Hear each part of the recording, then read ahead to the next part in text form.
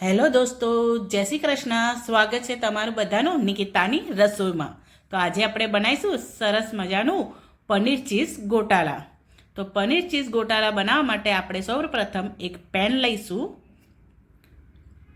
અને તે પેનમાં આપણે 2 ચમચી તેલ એડ કરીશું, અડધી ચમચી જીરું એડ કરીશું અને 1 ચમચી જેટલો આદુ મરચાંની પેસ્ટ એડ કરીશું.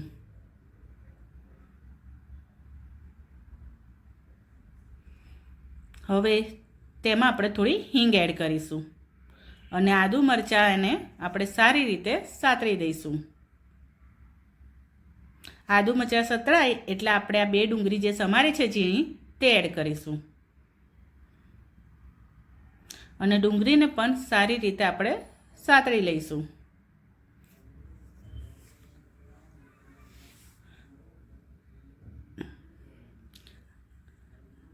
આ રીતે ડુંગળી સતરાઈ જાય એટલે આપણે તેમાં એક કેપ્સિકમ જે હતું જે ઝીણું સમાર્યું છે તે અંદર એડ કર્યું છે.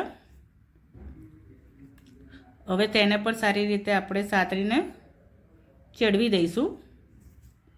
આ રીતે તેને હલાવી દઈશું. સારી રીતે મિક્સ કરી હલાવી લીધું છે. હવે થઈ ગયું છે. તેમાં આપણે 4 ટામેટાની જે પ્યુરે બનાવી હતી તે એડ કરીશું. તમે પેસ્ટ બનાવી તો પેસ્ટ બનાવી શકો અથવા તો ઝીણા સમારી એડ કરશો. મેં એકદમ ઝીણા સમાર્યા છે અને થોડું મીઠું એડ કરીને તેને હલાવી લઈશું. 5-10 મિનિટ પછી આપણે તેમાં 2 ચમચી ધાણા જીરું પાવડર,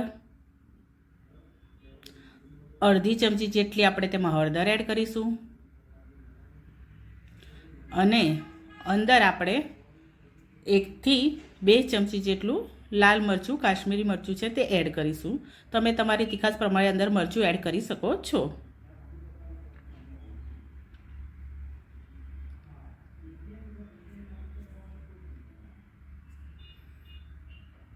હવે તેને હલાવીને આપણે સારી રીતે મિક્સ કરી લઈશું અને બધા મસાલાને અંદર સારી રીતે ચડવા દઈશું.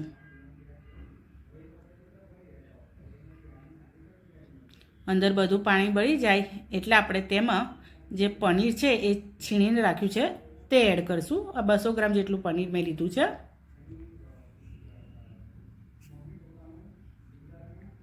તેને હલાવીને સારી રીતે આપણે મિક્સ કરી લઈશું. 5-1 મિનિટ થવા દઈશું.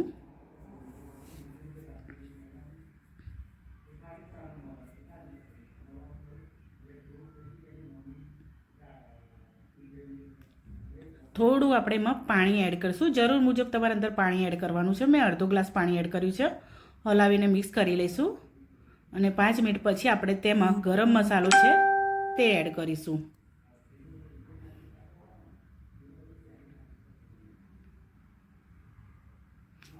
અને હલાવીને મિક્સ કરી દઈશું. સારી રીતે બધો મસાલો મિક્સ થઈ જાય પછી આપણે તેમાં થોડી કસૂરી મેથી છે તે હાથથી મસળીને અંદર એડ કરવાની છે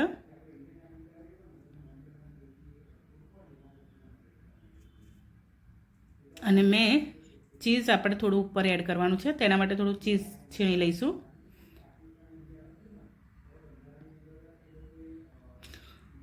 થોડું મને જરૂર લાગ્યું એટલે મેં થોડું પાણી અંદર એડ કર્યું છે. થોડું ગોટાળો થોડો ઢીલો થાય એના માટે.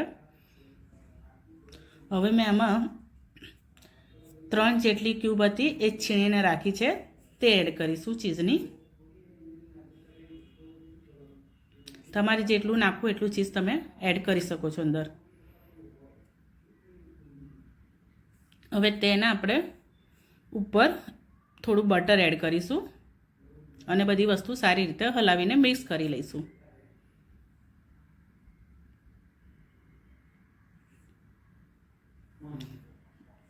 પાંચ મિનિટ પછી આપણે તેને થોડું મેશ કરી લઈશું.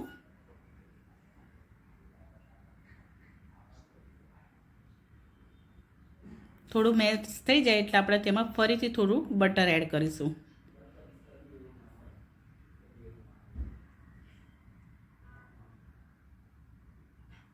અને બટર એડ થયા પછી ઝીણી સમારેલી થોડી કોથમીર એડ કરીશું. તો તૈયાર